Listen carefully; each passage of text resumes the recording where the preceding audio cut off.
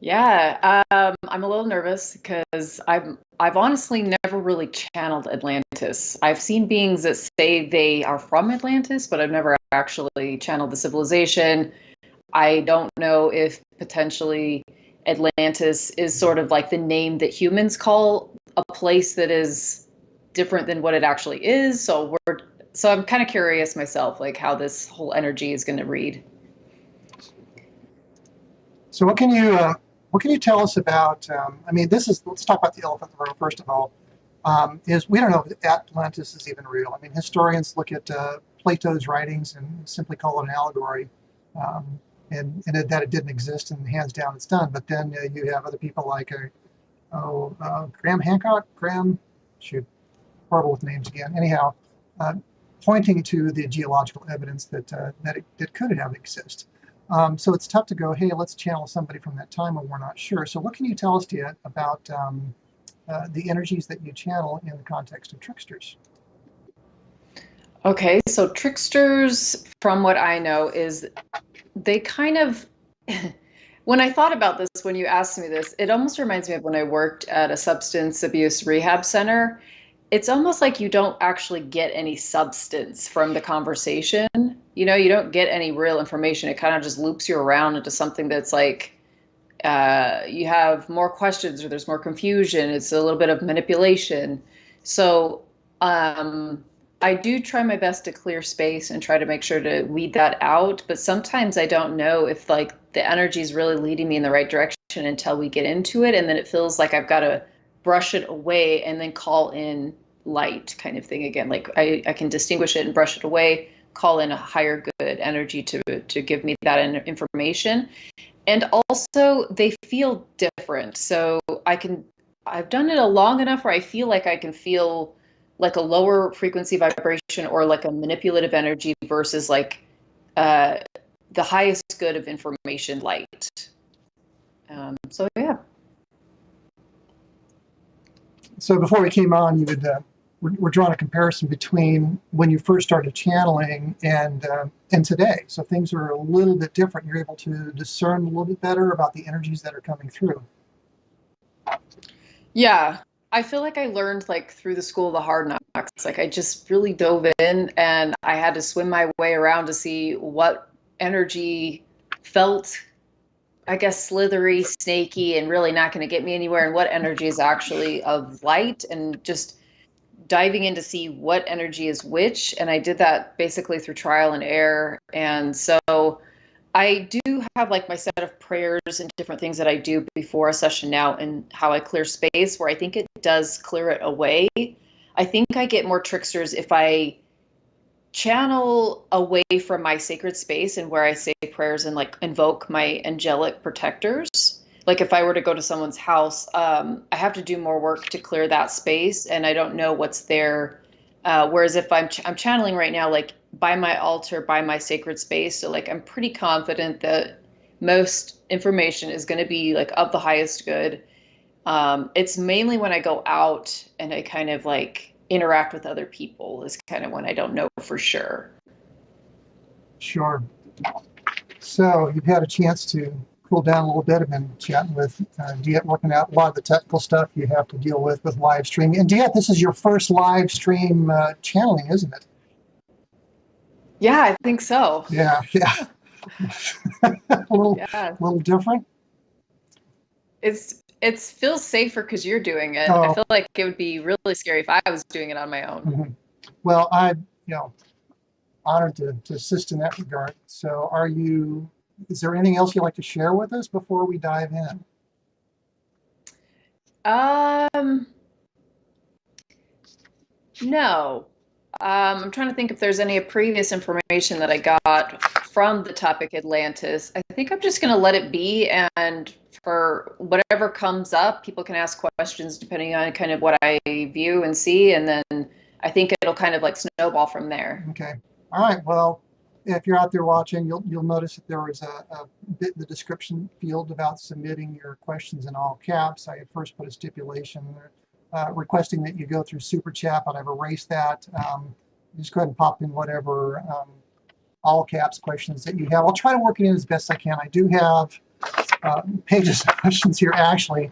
And one of the things that I mentioned to Deéte before we started was I try to avoid leading questions where the answer is built into the question.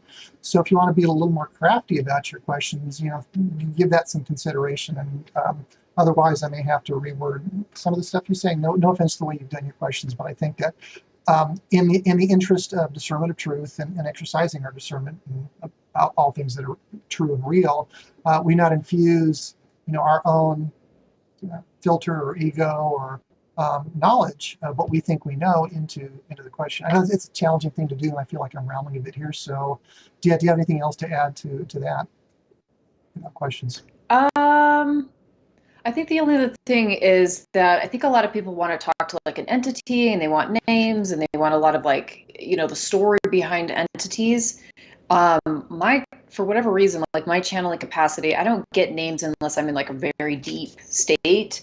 I don't know why that is, but names are hard. Sounds I can kind of translate a little bit more if like there's a sound that's associated with an entity.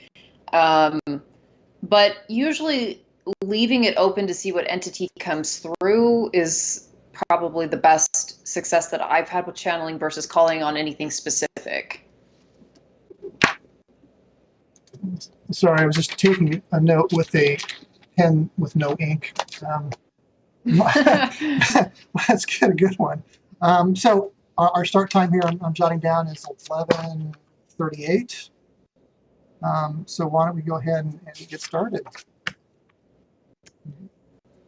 Okay, so then Walter, were you going to start with a question, or am I just leaving it open to say what I see? Like, how did you? So we're looking for somebody from the time of Atlantis, and of course the assumption is that it was a real place, and the desire is to find somebody from that civilization who could tell us about their society. Okay, let me see what comes up.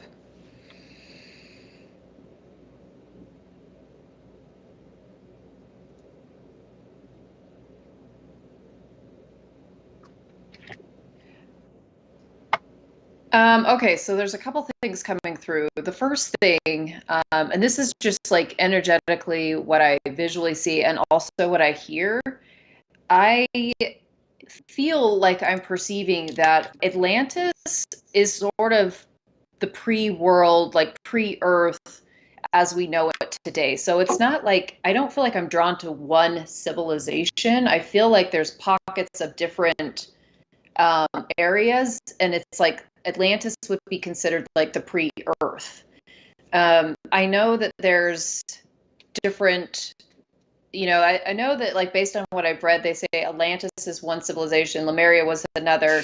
I almost feel like they're showing me that Atlantis was almost like just the pre-Earth of what we knew of Earth before we knew of it, how it is today.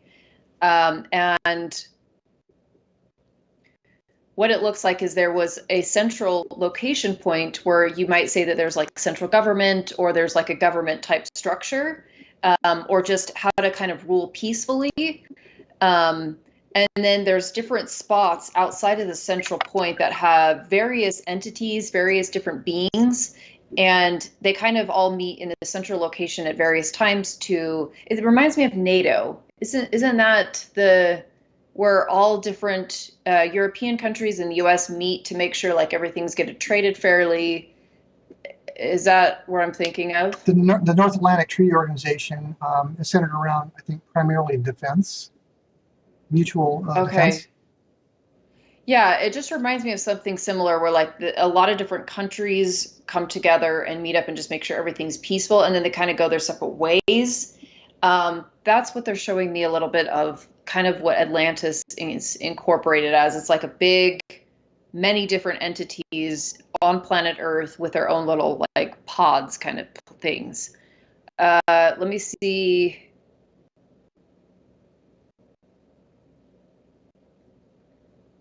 I'm just scanning to see if I can get an entity. I keep getting drawn to almost like the middle of the city. So it's interesting because it's almost like if you had like ancient Greece where you had like the middle of the city with all different kinds of beings. And then if you move further out, you have very specific tribes. That's what it feels like. So I'm kind of getting brought down to the middle of the city. Hold on one sec.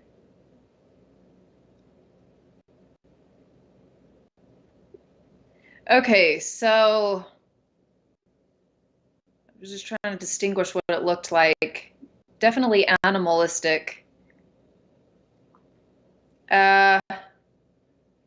So the being that's coming through is wearing actually something similar to what you would see in Greek, like the white shawl with like a little strap around it.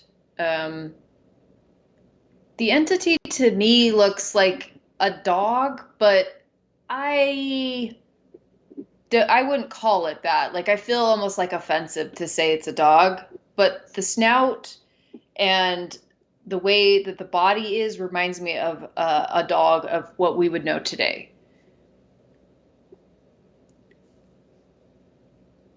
Okay, so this entity is saying that he is a record keeper, a historian of all sorts, to not only hold records for the civilization, but to make any record of any event that is of importance. I'm asking if he can, I'm going to call him he, can give me any information on Atlantis that might be helpful for the human species now. He says, well, I would say that you are all from us. We have all participated in the creation of the humanoid. Hmm.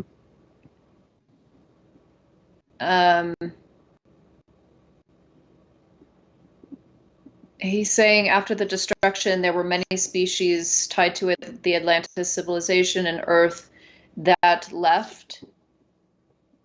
Those that wish to stay here and rebuild, we would suggest were not so benevolent in their agendas. Just kind of asking what happened. He says there were wars that broke out, cosmic wars.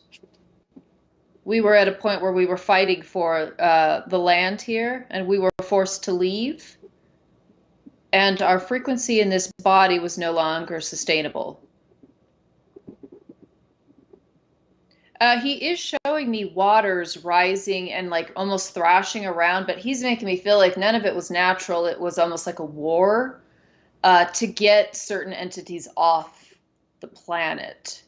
Because I feel like I'm trying to, it's almost like if we were to go to war with, let's just say, China or Europe, and all of a sudden China develops a weapon that can flood out America. That's kind of what it feels like to me. There's something that there's an agenda difference and there's a war involved. Let me see if there's more to that. He says, well, we have our own treaties and agreements, and we feel that those were breached at some point. We feel that other entities contacted and communicated with entities from other places and created a cosmic war. So what it feels like is what he's showing me is like if you had Atlantis as pre-Earth, everybody has their piece and each tribe sort of is of kind of a different species. It feels like one species was contacting other cosmic entities and they banded together to create wars. And it eventually caused many of the previous inhabitants to have to leave. They weren't a vibrational match to Earth, and that's because it feels like the agendas changed. There was less peace. It could be what I think it was Homer or Plato said it was almost like going from the golden age to like a bronze age. I don't remember who said that, but it's like it took a step back and it became more of an enslavement type of feeling versus like a peaceful, cohesive organization. Do you have any questions so far, Walter, or should I just keep going? I will let you go as long as it's flowing. I don't want to interrupt the flow of the stream here. It seems like you're covering a lot of ground, so go for it. Okay. He just says again, we were forced to leave. We were forced to leave our home, our sacred abode, the one that we worked so hard to create treaties and peace. I'm just kind of asking like more of what happened.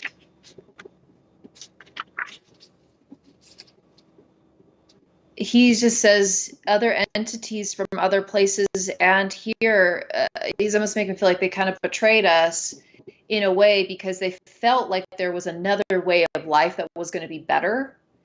There was basically a disagreement. You know what it reminds me of? It reminds me of almost like if, let's just say China, they have all this technology and they say this is the better way of life. And America wants to go more agricultural or more protecting Gaia. And China's able to pull in maybe other entities from other places or other countries and able to create a warfare on planet Earth or on America. And those that are on America wanting a different lifestyle and not able to on this planet anymore because of the warfare, they're not able to sustain life. And like, it feels like I leave. My soul has to leave. Okay, so let me see if there's anything else. He says, unfortunately, the human DNA is directly tied to all of this. You can never forget, but you cannot remember because it has been altered and changed throughout the centuries and eons. Okay, so he says, we do our best to help the cosmic war. We do our best to maintain balance. However, it has always been left to human choice. And oftentimes they choose the other agenda of power and control, that which we feel took over our peaceful treaties. Many of us that existed in this time are now in different form. Many that were not in agreement are now in a form that cannot take physical dimension reality. Those that stayed and claimed this planet also can take different form, but he's showing like their frequency is almost like what's the word? Hologram. So it's a hologram of image. So it's not like it can physically manifest. It's more of like a hologram.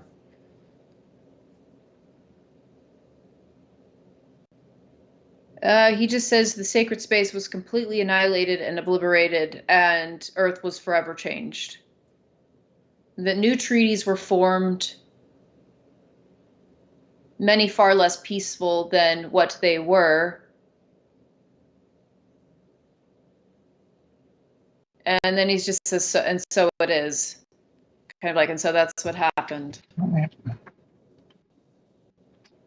Interesting that the civilization would be comprised of many different entities. I think that was the word that you used, or beings. The one who is sharing this information, the record keeper historian, was he present at the time of the fall of Atlantis or the wars or its destruction? He says, oh yes, most definitely. And he had survived? No. So was this the cause of his demise? This was my last incarnation on what you refer to as planet Earth. My frequency can no longer inhabit. But he's making me feel like because of his role in that civilization, maintaining the records, it was such a profound event on his soul. And he's making me feel like he's so still connected to it because he feels like something was taken from him in a way. It sounds like the Atlantis of that time was almost a Shangri-La or some sort of a paradise, a peaceful paradise. Is that an accurate, fair assessment based on your descriptions? He says, I don't know what you mean by paradise, but we worked very hard to create treaties and peaceful pacts. We acknowledged that there would be disagreements, and we always listened to one another to see how to compromise. We did our best to avoid any warfare. He's showing me a lot of sea like boats and ships. I don't know if maybe there was a tendency for more seafaring warfare at the time, but he's showing me that like um, everything was very organized and ordered. But that's not to say that they didn't have problems. You know, like a paradise, it almost feels like he's making me feel like that would be something where there are no disruptions. He's like, there were disagreements, but we were able to communicate about them and come to a resolution. What was the span or the scope, geographically speaking, of Atlantis? Was it global or was it isolated to a particular region of the Earth? Okay.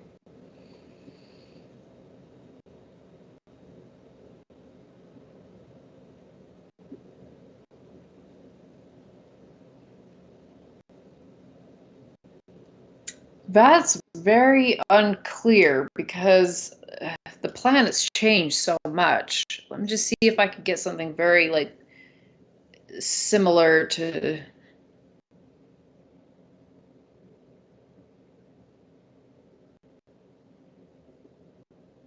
geographical location.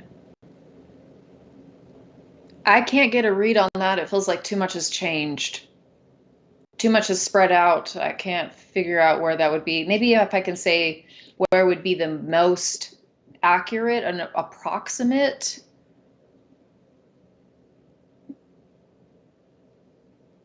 He's making me feel like that would be closer to where Africa is now. Okay, thank you. So there was a description of wars, treaties broken, cosmic warfare, but also the sloshing about of water. Can we explain the water bit, the water a bit more? Because in our, Plato's writings, there's a discussion of inundation and mud and this sort of thing. What caused, the utter destruction aside from warfare?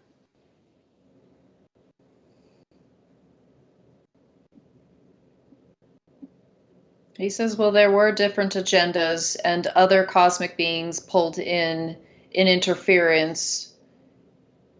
So it disrupted the treaties that were already implemented on Atlantis. I'm just kind of seeing like your question about the waters. He says they're more like it was like an atomic weapon, and it caused the water to flood it. Mass destruction, he said. Was the mass destruction isolated just to a certain region of the planet Earth, or was it global?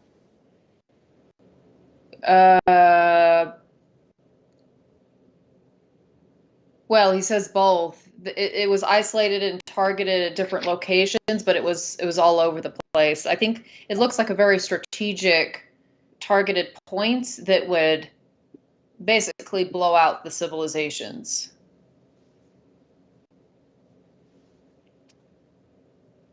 Is there, okay, so post-destruction, so after the war, after the destruction and the tactical, almost atomic-like attacks on the civilizations, there were those you mentioned who decided to stay behind and continue. I can imagine some sort of migration occurring from the areas of destruction. What parts of the planet, are there parts of the planet today that you can point to say, yes, this is where, immediately after the destruction, the people had migrated to? Okay. He says there was a large area of the land preserved specifically for a new civilization, so it was careful not to be destructed, but it was cleared out through various gases.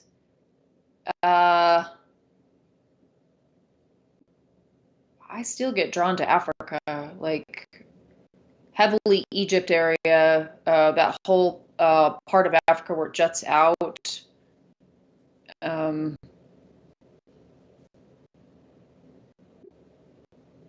but that's like the closest of what it would look like, because it still seems like a lot has broken away from what it was. Can you ask him about one of our recent archaeological discoveries in Turkey named Göbekli Tepe? Is there any connection to Atlantis with Göbekli Tepe? Okay. He says, not that I see or that I am aware of, but it does use the same technology that we used. The species are of a subrace different than what you may call the Atlantean. More like a cousin, using similar technology, not quite as advanced. Not as many people are needed for this reference as they were in Atlantis. Can we step back from the destruction, the demise, and maybe talk a little bit more about maybe day-to-day life? Can you tell us a bit about what your day-to-day life was like before its destruction? My job was to be a record keeper, so I would attend all council meetings, all meetings in what you may regard as authority figures, though we didn't refer to them as authority or above other, just those that was able to keep peace in a more sustainable way. They were elected because of this ability. And so I would keep a record so that we could go back and see what type of decisions were made. In this Atlantean time period that you refer to, many of us can live hundreds of years. My lifespan was very long. I knew much of the history and I kept many records. He's showing me a lot of visuals of like a monk monastery. Maybe that would be like the closest thing similar to what he feels like his role was. And maybe something to like a religious type of record keeper kind of thing. Let's see what else. I'm just kind of curious if like he knows if anybody else's, like how anybody else's role was. He says, well, we were heavily all different species, but each had its own cosmic energy and intelligence, and we respected that. It was our duty to learn what each intelligence was in the being and how they could best serve the community, the group. The further away that beings were from the central location of Atlantis had a more difficult time, as what you would call perhaps more wild. They were less conformative, and yet they served their role and purpose. It almost sounds like maybe not formally established, but almost like a caste system. He says, I do not know what a caste would be, but we do know that. Okay, so he just showed me a visual of how like a star system is no different than a tree. Like the tree still has its own star system in a way, its own cosmic intelligence. And then the seed that comes from the tree, which we may interpret as insignificant, would still carry those codes. So everything is kind of connected. And it was their job. They found it to be sacred to find what that energy was and how it could best incorporate itself in unity. Okay. So, yeah, so this kind of touches on one of the questions I'd written about, Atlantean society insofar as the raising of youth, youthful aspirations, and the achievement of those aspirations. It sounds almost like they were being guided to achieve a code, something they were almost programmed for, or rather programmed instead, let's say, talented to do. So what sorts of aspirations would the youth have, and did they always achieve those aspirations given what we've just discussed about the energy and the code of a being? Okay. Because many of us live so much longer than the human experience, we did find it our sacred duty to help each and every soul, child, evolve in its proper functioning. But this changed over time, and we would even suggest that council meetings, as you may call them in today's world, were done to see where best to evolve. It was done most strategically and with great intention. Let me just see. So I can't tell, but I feel like he's showing me that like family units were different than they were now. It feels a little more tribal, like that old tribal feel where like the tribe raises the children, almost like Native American tribal sense, and then they're elected based on their special ability or these things. It doesn't. I don't feel any sense of like single family homes. Everything feels very tribal. All the children are together, kind of thing. But I can't make sense of how that worked because it doesn't feel like a Native American. Native Americans almost feel like they do have more authorities and more, I guess, a caste system than even Atlantis did have. Let's see if there's anything.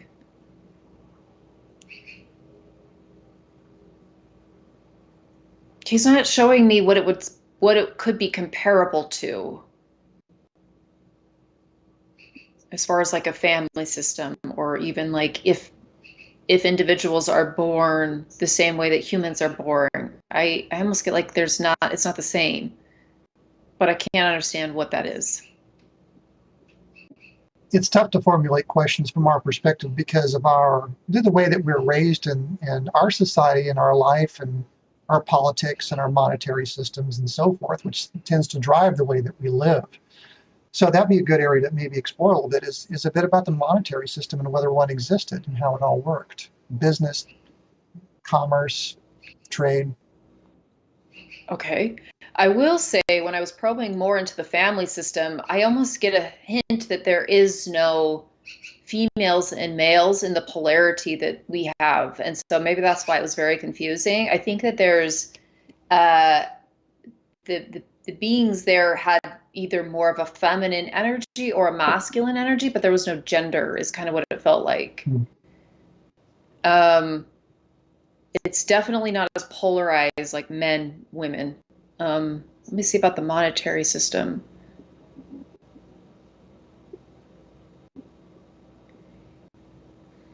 He says most of what we would consider trading was done through negotiation and communication. It wasn't necessarily through physical items. Most of that was gifting or a generosity. We were heavily associated with communication, logic, and expression. We never held any forms of communication back, and so he's. I'm just trying to see, was there any money system though? Something about it feels more like energy. It doesn't feel like a tangible item. I'm trying to understand. It almost reminds me of Avatar, where like the energy goes into that. They put that energy with the hair into that like seahorse or whatever, or like that flying dragon. Sure. And like the energy like gets exchanged. Mm-hmm. That's kind of what it feels like to me. I don't know. That's the closest thing he's showing me to like a monetary system. And even then, I don't really know how that operates. Fair enough. So then when we talk about going back to the war, what's the warring situation? What's the disagreement? Is it, it's probably not about money. Is it about energy? Is it about something else? I mean, what is it that fosters this conflict, this galactic conflict? if Okay. there's no money. I'm not saying that money is the only cause, but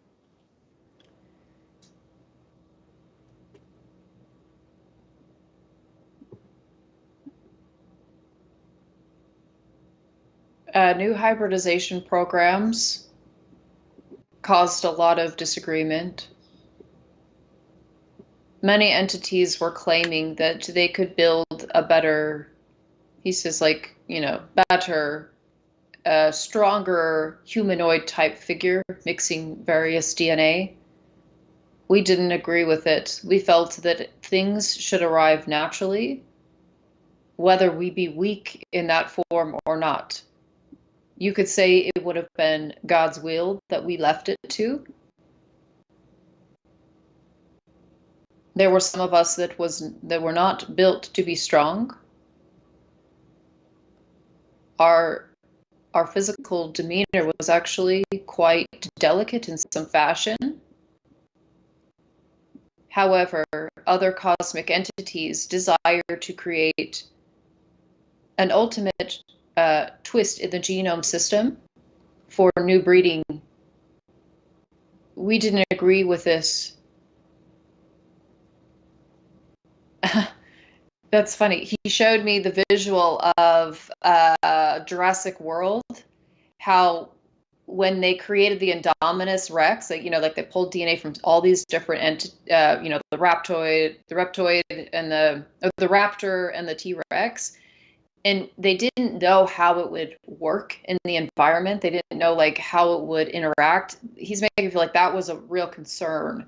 We didn't know how society would react. They wanted things to be more of a natural evolutionary process. What it feels like is there's a cosmic understanding that you can change that and we can do it more intentionally.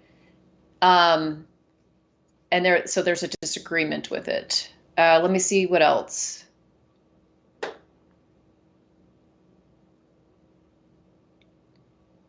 He says that what occurred through Atlantis time, from my understanding and knowing, is that as problems arose, we would work through those problems and create peace based on any disruption.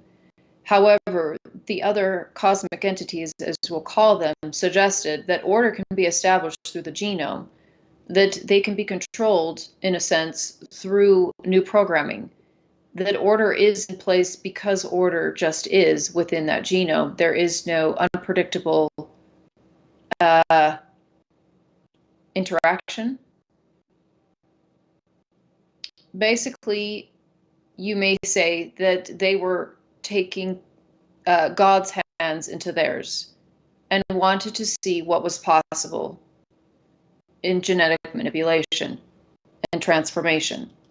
We didn't want any part of it. We felt it could be very destructive. It could be an ultimate weapon in a case.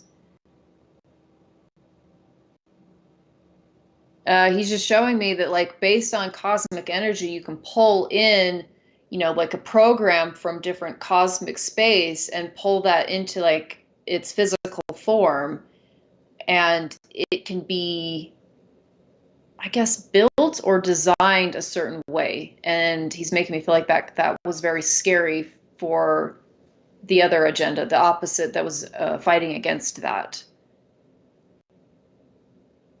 He says at that point we were threatened and our space was invaded. Earth has a capacity for various experimentations in this fashion. We knew of this, and this is potentially why so many various beings of many different cosmic makeup were able to inhabit sacred Atlantis. But after the genome agenda, many were not able to descend into the frequency of Earth's atmosphere any longer. It had become too dense, too domineering, too controlled.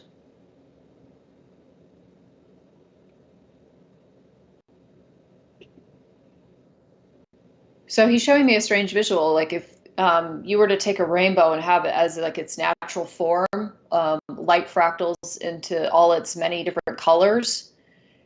He says, imagine if somebody were to come and say, let's take the purple color and twist it over here and pretzel it around.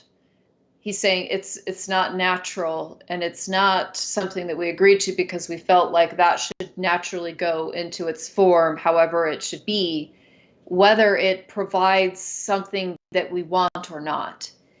They didn't want to control it more.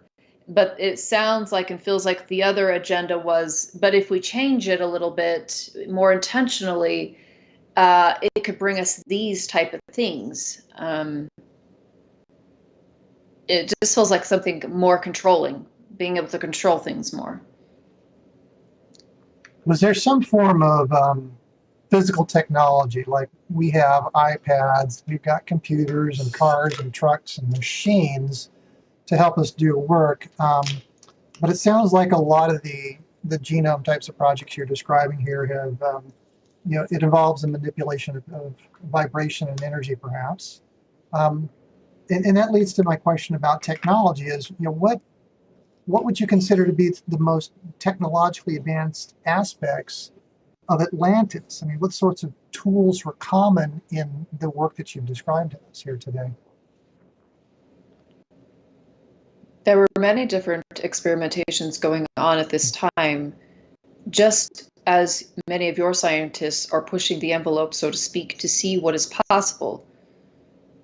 Okay, so there's something with water, being able to create form from water. Let's see what other things. Consciousness from water. It's almost like he's showing me that water, we tried to create formation through water with intention, and with programming water to have almost its own intelligence. Let me see if there's any other technology. He says much of what he says, and I don't suggest that I was involved, however, I recorded the results in many fashion, was to tweak or understand consciousness in its physical form. How do we understand the great cosmic consciousness in its minute scale? So, as you would suggest, this can be similar to phone operations, robotics, a new technology that is in such a fine, small scale, and yet it is how the cosmos operate on its grandiosity. This is much of what we would do. However, we used much of the elements around. For something, is water's a big thing, and also like I kind of wonder if that's why they suggest that man is made from clay and the dirt, because I almost feel like whatever elements they had as a natural form, they tried to create something intentional with it. And it had an intelligence. So he says that we had dwellings similar to what you refer to as a smart home, but yet the technology was different. We used intention to drive intelligence into its formation. And because of this, it could interact with our own intelligence. I'm asking, is it like a computer then? He doesn't understand computer. He's saying it's just intelligence. It sounds like consciousness. It's just they're using their mind in conjunction with the structure. Yes, that feels true. Consciousness of the mind can be placed into any physical object, and yet it is not physical, and so it can be interacted with. Is that possible to achieve today in our world, on this planet? To a certain level, Yes, but the vibration of individuals and collective is far too low to come close to what Atlantis was capable of.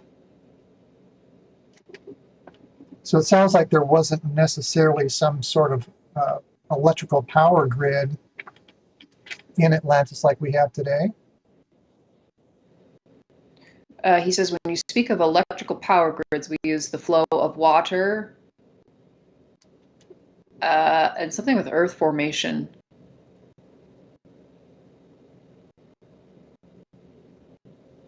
Yeah, something with earth formation and water was part of their grid system. Like we have electrical lights, so we illuminate our homes at night with incandescent bulbs. That's powered by electricity. Did you have some form of artificial lighting in your homes?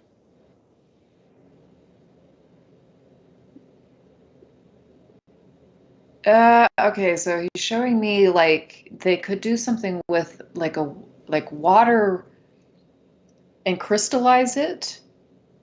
I don't know how the light gets in, but it's glowing. There's something glowing about it. Interesting. I can't tell. Everything feels very water-based, and then it crystallizes. So I think we've got about 15 minutes left. What I like to do is jump into the chat and pull some questions out from there. How's that? Yeah. Let's see what we got here. I have to switch windows here. We have, okay, I'm going to grab out the super chat stuff first. And we've got one here from Lots. Thank you. What did you write here? I can't see the whole thing. Oh, let me move this window. So Lots asks, did the Atlanteans have elongated skulls like the Paracas skulls?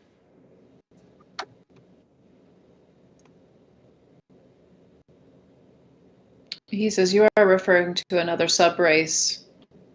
He feels like he understands what you're asking, and it is similar, but that is a subrace.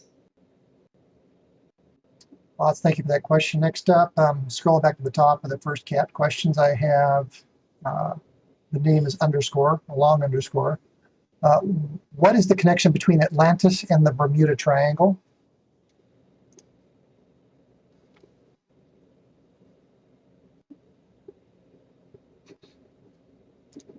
Okay, so what I feel like I'm seeing is that the Bermuda Triangle is almost like a wormhole or like a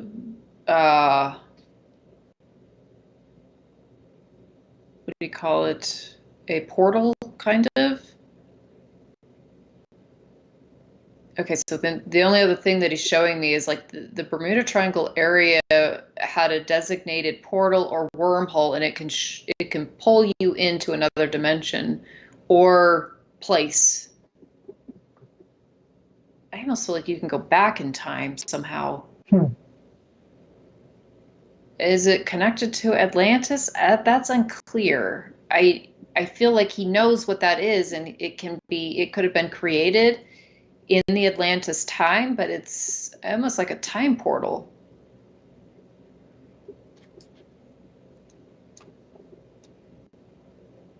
Okay, I've got another super chat here from Chris Heffernan. He's asked, how many civilizations have been on this planet and how far back do they go?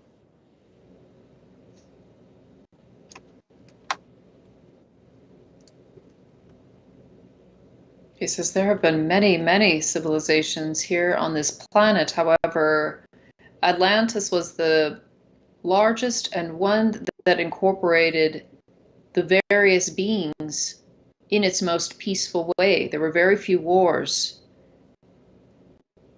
How far back?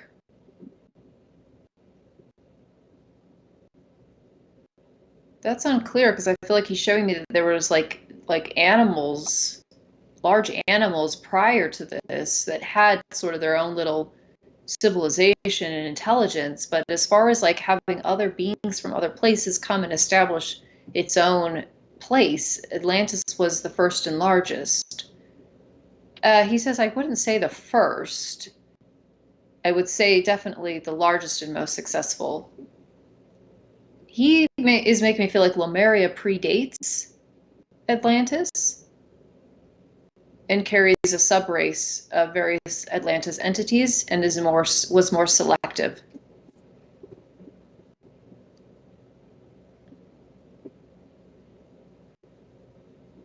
That's all that he's really showing me with that.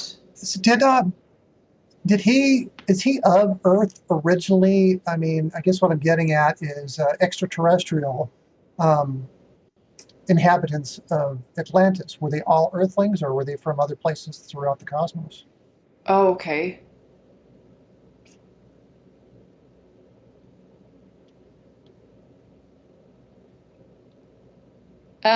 He says many of us came as evolutionary subraces from other civilizations.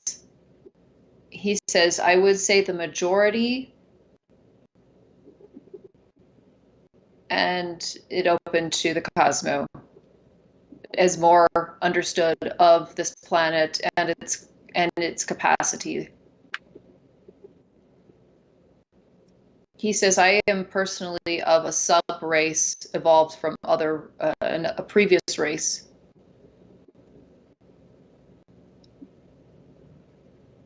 Previous Earthling race, or from the stars, perhaps? He says of Earth. Okay.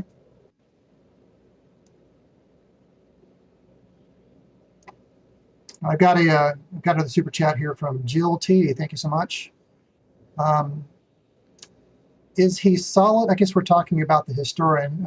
Jill asks whether he is solid black in color and walking on 2 feet. Does his race exist on the planet now? Thank you, Jill, for the question.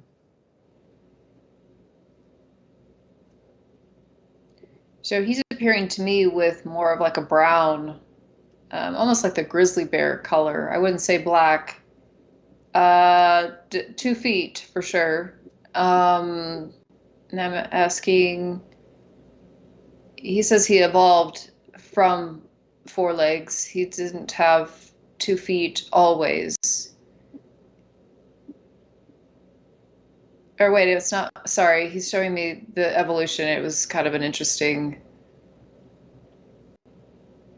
I'm probably not going to get into that because he's showing me the history of his evolutionary process, but needless to say, it wasn't always just 2 feet. It looked like it went through different evolutionary stages. But for now, yes, he's got, in Atlantis, his lifetime had 2 feet.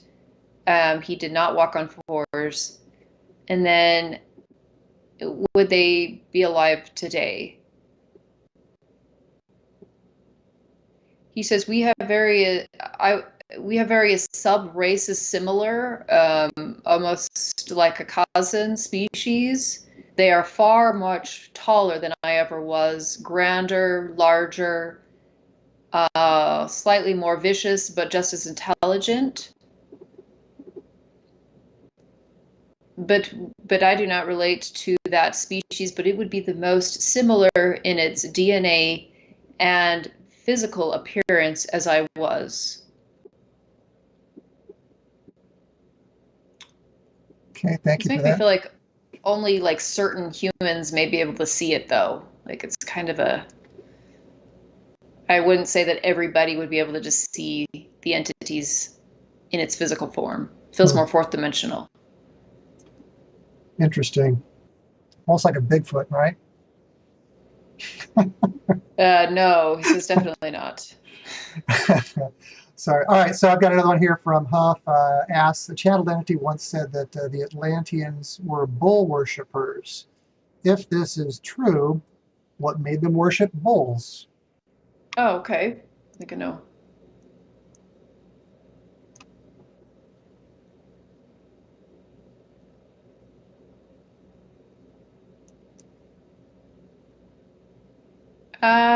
Hold on. I'm reaching in because I feel like I'm losing him on that question. That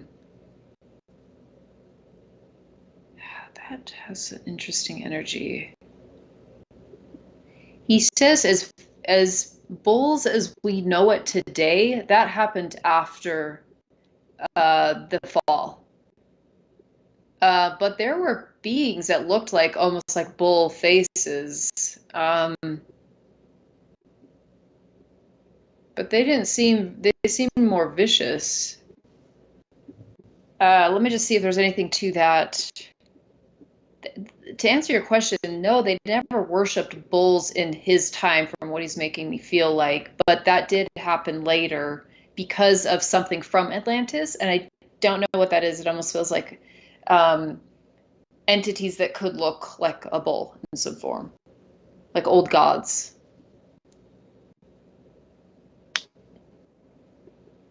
You ready for the next question? Yeah. Okay. This one's from, my astigmatism's getting to me. I'm seeing double here on the letters. Herapessa, sorry if I hacked your name there. What was and is the role of Atlantean/Lemurian, I don't know if this is real, crystal laser swords? I mean, is that a thing? And it's a compound question. Is there any suggestion to keep in mind when using them as healing tools today? It assumes that it's a healing tool as well. I'm really drawn to them. Thank you. Okay, let's see what comes up with that. He says I would answer that question to suggest that they were more or less like communication devices, similar to if you were to send a text message with much information and send it to somebody that you knew for them to use to further their advancement in their intellectual basis.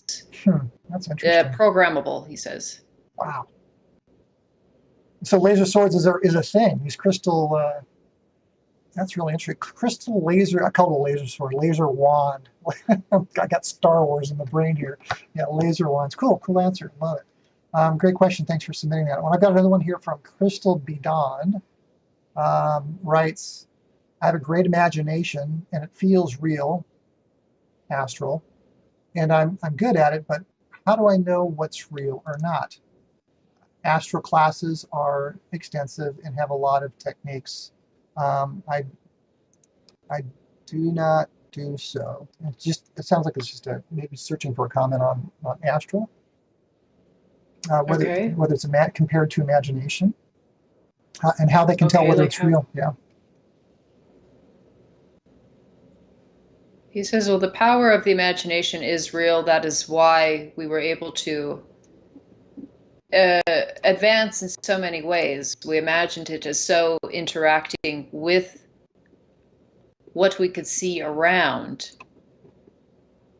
and even imagining things that were not there in our physical perception, and made it as so. An intelligence transformation. How do you distinguish? He's making it feel like you don't have to. It's almost like it's intertwined in a way. It just depends on what you want to see. Let me see. He says your mind will take you where it needs to go. What is real is subjective. He says it's up to you. Interesting. Almost sounds like there's a certain degree of manifestation here. Can your imagination become real back then? He says you can make anything real with your mind. Of course. The problem is, do you want to? It was the great age of discernment. If we knew we could create anything, what could that be? We had to control our mind enough to know what would have been a benefit for our reality, for our life. Otherwise, it could become just fantasy or useless. Waste, he doesn't say wasted energy, but almost like you're putting out your intention in places that you don't want to be real. Interesting. Fry Fighter PJ asks, was Atlantis a worldwide culture, more than one city? Was it a worldwide culture? He says, I would say yes to this question. It would be similar to something as if Atlantis was the central location and other countries, so to speak, interacted, but they could still hold on to their own special traditions if it harmed if it harmed none. For example, if there was an island further away from the central location of Atlantis, in which that island had various different plants and life forms that existed, they could interact freely and differently than many of us of what we would call the main location. However, they were still interactive together, abiding by similar rules. Thank you, Firefighter PJ, for that question. I had kind of a follow-on question about location, as long as we're talking about island and it being global and worldwide. What can the historian tell us about today's Africa and a specific location referred to as the Eye of Africa?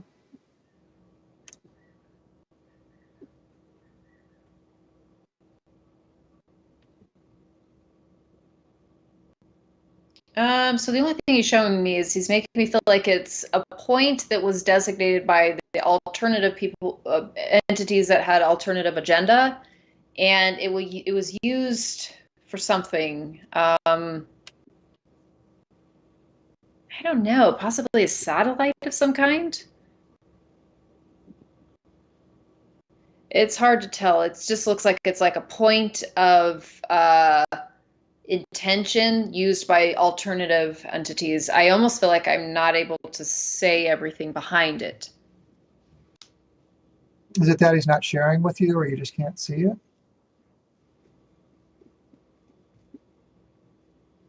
I almost feel like he's not sharing it with me, just giving me more of like the roundabout about what it's for, but there's more to it that maybe is more, not darker, just alternative motives. It's kind of what it feels like. Alternative motives then or now? More back then, after Atlantis fell. I don't know now. It's almost has a lot of energy and infiltration to the original motive. Okay, cool. All right. Let's see. We had another. Chris Hefferman's got another question here. Asks, well, we've asked this question already. Where on Earth was the central Atlantean city-state? The central city-state. Yeah, okay. City/state. Where on Earth was it located? He's making me feel like he doesn't feel like that central city-state exists on any planet or earthly part. The closest thing I got to was like the edge of Egypt area, South America, or Africa. The eastern part of Africa? More like the west, that edge. Would it surprise you to learn that that's exactly where the Eye of Africa is located? On the west? Yeah, on the western side, it's like northwestern part of the continent. Oh, that's interesting. Yeah, that's where he keeps bringing me to be with like the closest physical point. Otherwise, it was all just destroyed, and then they had to rebuild things. So, right. I've got another question here from Lots. How did the Atlanteans protect themselves psychically? How can we, in these times? So he's asking, how can we protect ourselves psychically in the times, and how did they do it back then? Ah, okay. He says we created various shields. We were trained enough to be able to pull our energy in to a certain depth. He's just showing me a lot of shielding, a lot of energetic shielding. It's like I can't pull my energy further than beyond this point, and no energy can enter in beyond this point. Let me see. He says, as far as psychic, meaning where our mental mind would go, we did have laws and rules. For example, we could not put in thoughts to another without some type of, like a contract. He's making me feel like a verbal speech or something. Like something had to be really tangible. You couldn't just put thoughts into somebody's mind. Like almost like that type of black magic was prohibited.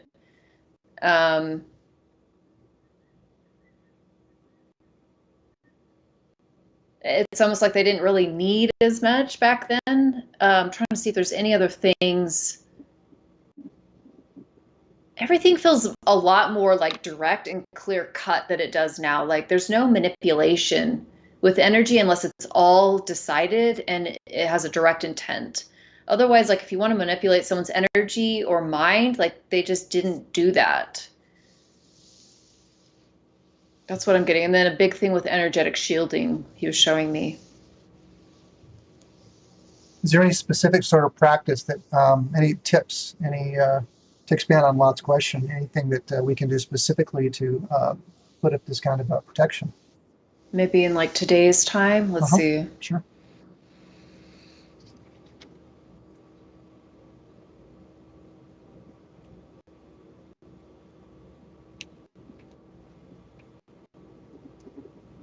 He says there's nothing that he knows of to aid in the protection barrier, as everyone's intention and desire is just like so chaotic and everywhere. Like you just don't know.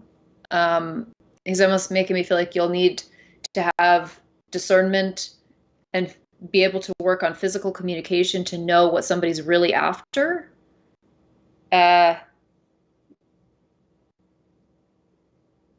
There's a lot of discernment, being able to discern through someone's words versus actions. How are they manipulating? You know, like all these different things. He's not giving me something specific. Okay, fair enough. I'm going to ask one more question here from Jill T. Just caught this one. Sorry, I skipped over it earlier. It's a quick question. Were there beings that looked like rabbits?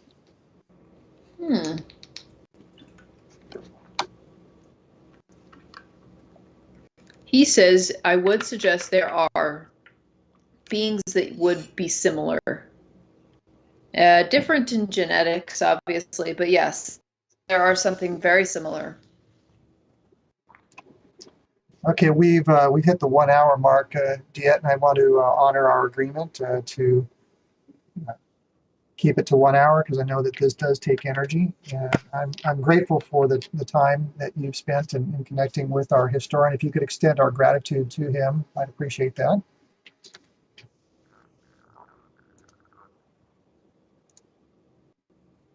He says thank you, and to be aware that the planet is in, like, it's like hanging on a thread. He feels like he's like the planet is not doing. Well, comparatively, one more thing before we go. He's saying the time they were able to view future timelines, and part of the reason for they saw what humans were capable of, and the sub-races involved, and they felt that it would eventually lead to the ultimate destruction. And they felt that eventually they would need to come and they would need external help. Deéte, you came in a bit. He says it was important for. Go ahead. Oh, am I cutting cutting you cut out? out there when you had first started that, but please continue. We can circle back. Okay. He's just making me feel like, as far as like the future timelines of Atlantis, they saw that the humans would need to search within the cosmos for help. And they felt that they didn't want to seek, they decided not to do these genetic programs because they didn't want to seek external help. They wanted everyone to feel sovereign and empowered in their physical form, not something else. They thought that that was very dangerous because it's almost like it's a desperate attempt for help. It's not like asking for help just because, or you know, an exchange. It's like we will just. And then the argument he's showing me on the other side was that yes, they can be destroyed, but any life can be rebuilt. So ultimate destroyed, but it can be reborn. So what's the point of being worried about that? Right. Right. No worries. No worries. So that's all. He just, I think, wanted to leave that with everybody, like that idea of like the future timelines and kind of where we're at now. Mm-hmm. Yeah. Well, how do you feel, Deéte? How So you feeling? we're good. I feel really tired. Yeah, yeah. So I'm glad you said that because it serves to illustrate that psychic. When you use that ability, that it does, it puts you on a hot seat, and it requires energy. So, for me, from my bottom of my heart, let me express my gratitude to you as well, because I know that it takes energy, and I appreciate you investing your time and energy today to share everything you have in connecting with this historian, who we had no idea would even come in. We had no idea he was going to come in today. No. No, that was really cool. Thank you for that, Walter. Yeah,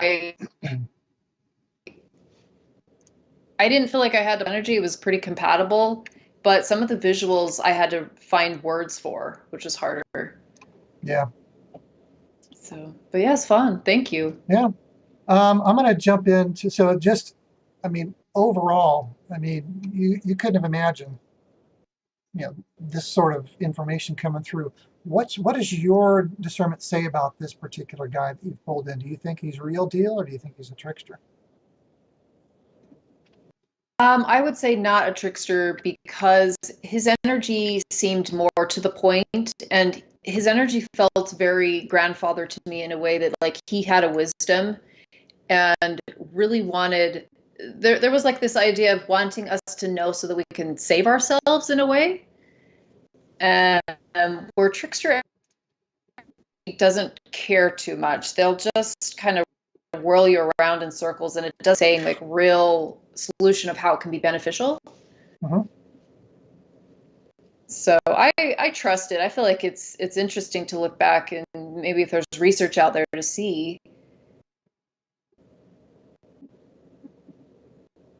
Where Atlantis actually was, Graham, the guy who wrote Fingerprints of the Gods, he's probably one of the leading researchers on all things Atlantis, I think, and just ancient civilizations in Egypt and so forth. He'd be a good one to take a look at. And if you look online, you just Google Atlantis, you're going to find all kinds of really cool stuff. But the bit about the Eye of Africa, I mean, that came out a few years ago, comparing its geological features with the way Plato had described the city of Atlantis, and it aligns almost perfectly.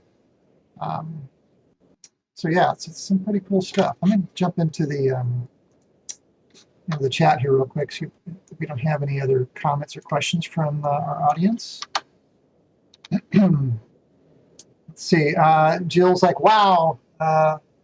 Lots who asked a few questions today said, amazing, awesome, thank you. Let's see here. We got Jill saying, thank you, Deéte, love you. We've got Karen Kinsley, one of my patron supporters, says, wonderful, thank you. And a lot of thank yous here. I think that we did really, really well today. Thank you, guys. Graham Hancock for confirming that name. So Graham Hancock is the name of the author. For some reason, I thought I had it wrong. So Graham Hancock, lots of stuff of him online. You can check out good stuff on Atlantis. Lot says, thank you. It is weird. It was weird with like you kept asking questions about the land, and like it just didn't feel like land was the same at all. Well, I mean, so that was the geological evidence of the Eye of Africa is such that it's consistent with other places that have experienced severe inundation. If there was a civilization there, and if there was this inundation of water that rocketed through there, there would be absolutely nothing left. And that's what you see. If you go there today, there is absolutely no indication. There's no ruins. It's just like this area has just been scraped off the surface of the planet. There's another place up in Oregon and other places throughout the U.S. that bear similar disastrous markings, if you will. So when he talked about the weapons that were targeting certain areas, Graham Hancock is speculating this was probably a comet that struck and plunged the Earth into 1,200 years of an ice age. How did they survive? Regarding Göbekli Tepe, he theorizes that in the wake of the destruction of Atlantis, that this could have been a place that the Atlanteans had migrated to. So that's why I brought it Göbekli Tepe, because of his theories. That's interesting. Yeah. Let's see, I've got some other questions in here. Let's see. Will the location of Atlantis ever be publicly disclosed? Any connection to Antarctica? Who knows? I mean, we're kind of done with the channeling bit today. What do you think? You think that it'll ever be disclosed, this location? Well, when I've done viewing of in the past of Antarctica, weird energy there, especially from World War II. So I feel like if anything, I feel like other things will need to be revealed before Antarctica, because it seems just very secret and very isolated in so many ways. I think people have to peel away other layers before we get to that one. My own personal opinion. Yeah. Let's see what else we've got in here. Thank you, Walter Deéte, and the historian, sending love, light, and blessings. That's from Lots. What's we got in here? Other stuff. Big Drum is asking, who started Osiris and Isis?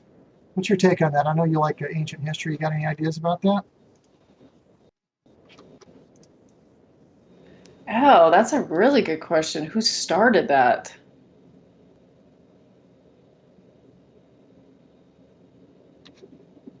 I don't like, the only image that's coming through is sort of like a Anubis kind of guy, like an Anunnaki kind of person that's creating civilization there. It's not like he directly created it, but I think that I almost feel like that would have some tie to Atlantis. And they're using the idea of feminine and masculine cosmic energy in a personified form.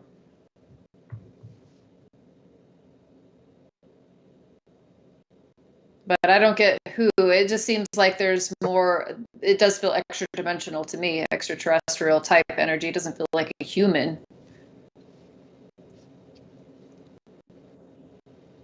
That's a good question. Yeah, thanks, Big Drum, for shooting that out. I know who you are. I know who you are too. I know who he is. I know who he is. Yeah, this guy's been awesome. Good friend. Let's see. Let's see. Here's a comment from Crystal B. Dawn. God, brilliant. Thank you. I just meant I don't do the technique they teach, but I feel I can do it anyway. So just check in. Much appreciation. So this is regard to one of the questions we answered for her. I think it was about the astral stuff. Let's see here. Oh, what do you think? Did they use and build pyramids? I didn't see any from where he was showing me. I feel like he would have shown me something. I almost feel like that was, so he was talking about almost like the civilization breaking in half as far as agenda, and the other half that didn't agree, or the other half that had a new agenda, pulled in other cosmic entities. I almost feel like they're the ones that created the pyramidal kind of technology, because I didn't see too much of it around Atlantis the same way as maybe what you would see in Egypt. So what do you think, Deéte? Do you think you'd want to do another live session like this again? How'd this go for you? I liked it, actually. I thought it was really, it's so much easier to channel this information when I've got somebody or people asking questions, because otherwise it's just my mind, talking to itself. But well, just like you did at the beginning, like this information is necessary. I was just saying that you tend to ask your own questions. No, I was just saying you tend to ask your own questions in the source of your channeling. And I'll wait my turn. I mean, I just feel like I feel weird. Like, I like it when you ask me and I'm not like I'm having a conversation. Okay. Because now I get the picture. I get the whole picture now. I have to imagine you sitting in your room alone talking to yourself. right? So at least I will do that if I have to do that, but I would prefer to have people ask me. Well, did you see the email sent to you about that one comment I got on another video about No. yeah, it was a comment about we should do this more often. Oh, no, I would love to. Yeah, I feel like that would be awesome, and we can even, yeah, we'll have to figure out all the logistics, but I yeah, would totally be. we'll discuss the details of that offline, so we're not kind of miscommunicating stuff. But yeah, after this talk, we've got a few minutes. I just run a few ideas past you. I know you got to get on with the rest of your day. We're getting on to approaching 1 o'clock here, 2 o'clock, the 2 hour mark. So I think it's time to wrap things up. Any parting shots before we go? Any promotions you want to tell us about? Your Patreon page, if you've got one, your website, and so forth. Services that you offer. Yeah, so I do offer private channeling sessions. I'm pretty good with timelines, like if people are wanting to make a move, where I can usually tap into locations pretty good. And if you need to sell property, what kind of energy does that look like, or what kind of property you want to buy. And also, I'm pretty good with like soul contracts and relationships, and kind of like, I know a lot of people ended up like breaking up during COVID, doing moves. And so I feel like just tapping into that energy with people, I've been actually pretty accurate and pretty good. So I do offer private sessions with that. And you can go to reincarnatedmystic.com and book a private. And I'm trying to think if there was anything else really. I mean, you could join in on my YouTube, which is just my name, but I haven't posted any new stuff yet. So Yeah, so Deanne's going through the process, kind of revamping your YouTube channel videos. So it's going through a change. If you look down in the description field, you can find links to her YouTube channel and to her website. So it's all down there. You don't have to rewind this and go, what'd she say? It's down there in the description field. Go check it out. And with that, yep. I think we're just about ready to close. Thank you so much. Thank you guys. All right, before we and as we cut out here, I want to give credit to my latest Patreon supporter, Emmanuel. Thank you so much for becoming a Patreon person on my channel. And then, of course, I have some other supporters, bronze supporters, Paul, Selena, and Kevin. Appreciate you becoming part of the Search for Truth Reality family. The link down there below if you want to become a Patreon supporter. And with that, we are done. Thank you all. We will talk to you next time. Bye.